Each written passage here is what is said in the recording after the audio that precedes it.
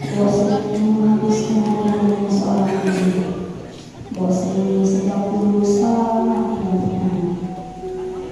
Bos ini hanya bisa menunggu keajaiban kemudian agar ia bisa memiliki anak. Bos ini selalu berdoa kepada Tuhan tiap pagi, siang, dan malam hari agar Tuhan bisa mengaruniakan bos ini seorang. Lalu pada suatu malam, bos ini memimpikan seorang raksasa yang menyuruhnya pergi mengambil sebuah keputusan di bawah pohon besar di depan tempat dia sedang mencari kedua. Saat ia terbangun di pagi hari, tentu saja bos ini merasa kebingungan dengan mimpi itu. Dengan berbagai keraguan dan rasa penasaran di benaknya, bos ini tetap berjalan ke depan dan mengikuti perasaannya. Saat ia tiba di hutan, ia mencari utusan yang berada di bawah pohon besar seperti yang ada di mimpinya sama. Sebenarnya bos ini berharap utusan yang hendak ia temukan bertemu peristiwa, tapi yang justru ia temukan hanyalah sebutir biji timun. Hatinya pun kecewa dan merasa sedih. Tiba-tiba ada seorang raksasa yang menghampirinya sambil tertawa terbahak-bahak. "Apa maksudmu memberikanku sebutir biji timun?" tanya bos ini selalu berteriak, tapi tetap menahan emosinya. Saat bos ini memperhatikan raksasa itu, ternyata raksasa itulah yang semalam menghampirinya. Bos ini pun merasa ketakutan. Ia merasa raksasa itu akan memakannya. Bos ini pun memohon agar raksasa itu merasa iba dan membiarkannya tetap hidup. "Tenang, jangan takut. Aku tidak akan memakanmu, wanita tua," ucap raksasa itu. Ternyata raksasa ini meminta bos ini menanam biji timun yang berdepan. Katanya ia akan dilahirkan seorang anak perempuan jika ia menanamnya. Namun saat anak itu sudah dewasa, bos ini harus memberikan anak itu kembali pada raksasa karena ia akan memakannya. Karena bos ini sangat meminta seorang anak, ia menyetujui perjanjian tersebut.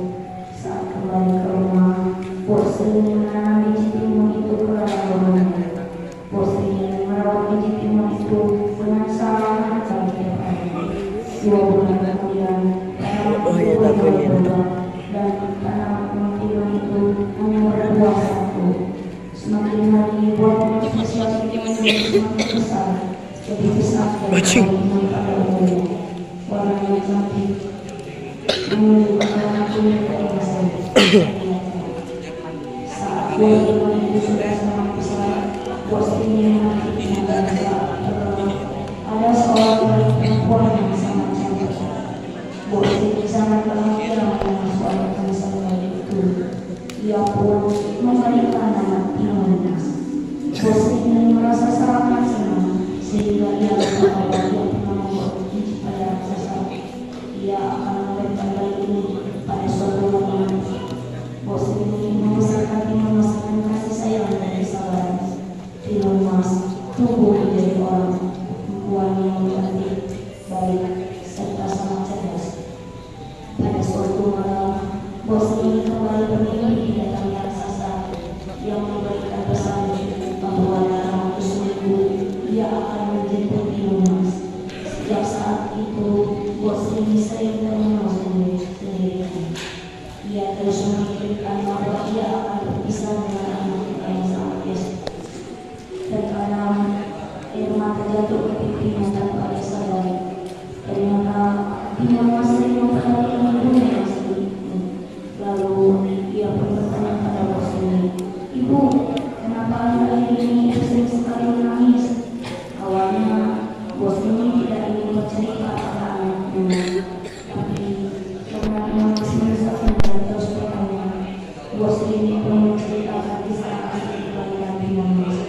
Bos ini juga menceritakan bagian yang ia harus membantu Timunas. Besok malam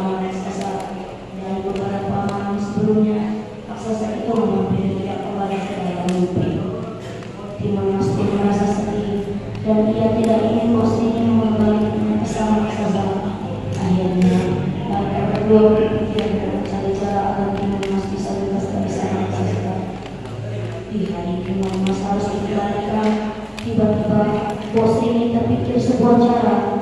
Bos ini meminta Timon Mas berpura-pura sakit agar sang raksasa tidak ingin memakannya.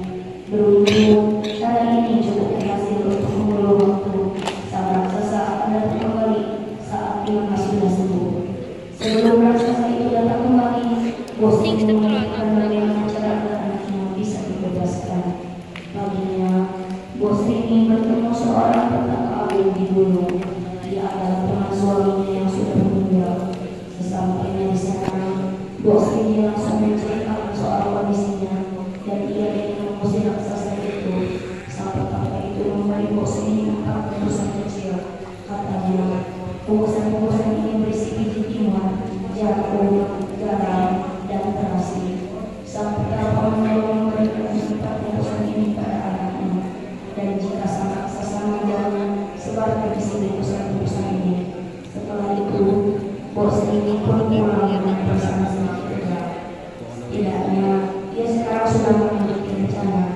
Beberapa hari kemudian, raksasa ini datang kembali untuk menjemput Timon Mas. Bos ini dan Timon Mas pun berdiri berdampingan tanpa rasa takut. Timon Mas tiba-tiba berlari sekencang-kencangnya dan raksasa itu mengejarnya. Setelah berlari cukup jauh, Timon Mas menampakkan biji yang diberikan ibunya. Sungguh ajaib. Hutan di sekelilingnya tiba-tiba berubah menjadi merah timur. Dalam sekejap, batang timun tersebut menjalar dan mengelilingi seluruh tubuh raksasa itu. Namun, raksasa itu mampu melepaskan diri dan kembali mengejar Timon Mas. Timon Mas pun segera melemparkan bungkus yang berisi jarum. Dalam sekejap, jarum-jarum berubah menjadi banyak pohon tubuh yang tinggi dan lucu. Namun, raksasa itu mampu melewatinya dan terus mengejar Timon Mas. Walau berdarah-darah karena tertusuk bambu tersebut. Melihat usahanya yang belum berhasil, Timon Mas membuka bungkusan yang ketiga dan yang berisi garam lalu mengeluarkannya. Ketika itu pula, hutan yang telah dilewatinya tiba-tiba berubah menjadi lautan luas dan dalam. Namun, raksasa itu tak berhasil mengeluarkannya. Timon Mas pun cemas karena senjatanya hanya tersisa 1. Jika senjata tersebut tidak berhasil melumpuhkan raksasa itu, maka raksasa itu akan berhasil menangkap dan memakannya. Dengan harapan untuk selamat yang sangat besar, Timon Mas pun melemparkan bungkusan terakhir yang berekspektasi. Seketika, tempat jatuhnya terasi itu tiba-tiba berubah menjadi lautan lumpur yang mengkilat. Raksasa itu pun terkalahkan karena tercebur ke dalam lautan lumpur dan ia tewas dengan sangat cepat. Melihat itu, Timon Mas langsung berlari menuju rumahnya untuk bertemu dengan ibunya. Melihat anaknya selamat, bos ini pun langsung berucap syukur kepada Tuhan. Dan sejak itu, bos ini dan Timon Mas hidup bahagia. Kisah awal jalan ini memang seru dan mengharapkan sekali, bukan? Pelajaran yang bisa diambil dari kisah ini adalah orang yang memiliki niat awal jahat tentu saja pada